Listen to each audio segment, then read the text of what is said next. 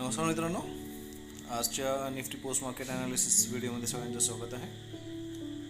So this is our today's market and what we did ना, मॉर्निंगलाच आपण एक ट्रेड इनिशिएट करायचा प्रयत्न केलेला आणि त्या ट्रेडमध्ये आपण बघितलं की जर ही लेवल सस्टेन झाली कुठली 24,900ची, तर मार्केट आपल्याला 24,500 या लेवलला टच करताना दिसेल.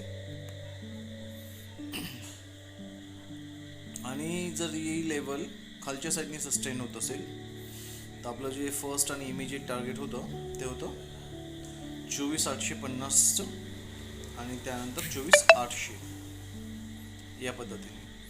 तर as you can see here market 24,865 पर्यंत पोहोचलेलं, म्हणजे जवळपास 10 ते 15 पॉईंटने आपलं हे टार्गेट या लेवलला राहिलेलं. आपण इथे 1:1 टार्गेट आपलं जे आहे ट्रेलिंग असेल आपलं हिट झालेलं.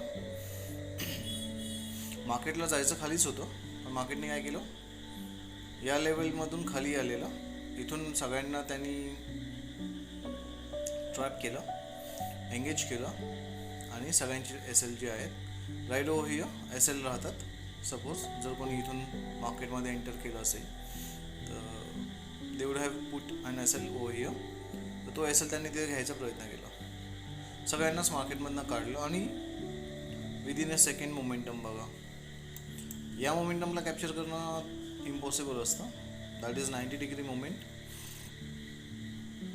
यामध्ये एंटर करण्याची जी पद्धत असते, टेक्निक असते, दॅट इज द जस्ट तुम्ही रनिंग कॅन्डलमध्ये घुसा आणि जो एस एल आहे पुट अँड हाय, त्या कॅन्डलचा जो हाय असेल त्याला एस एल म्हणून पुट करा. That's it. याच्या पलीकडे आपण काहीच करू शकत नाही आणि रिस्की असतं ते. सो कमी क्वांटिटीमध्ये हा ट्रेड जर घ्यायचा कोणाला प्रयत्न करायचा असेल तर या पद्धतीने केलं जाऊ शकतो. So this was our first and last trade in a day. आपण हे मार्केट पडताना बघितलेलं, पण आपण यामध्ये एंटर केलेली नाही. आणि त्यानंतर मार्केट इथे सस्टेन करेल आणि टाइमपास करेल हा एक आपला अंदाज होताच. त्यामुळे इथे ट्रेड करायचा कुठला प्रश्न नव्हता आणि मार्केटनं केलं तेच एक्झॅक्टली. फक्त फरक एवढा आहे की मार्केटने काय केलं, जवळपास 100 पॉईंटच्या घरामध्ये ती मुवमेंट केली. कोणाला स्कॅल्प करायचा असता तरी ते करू शकलं असतं,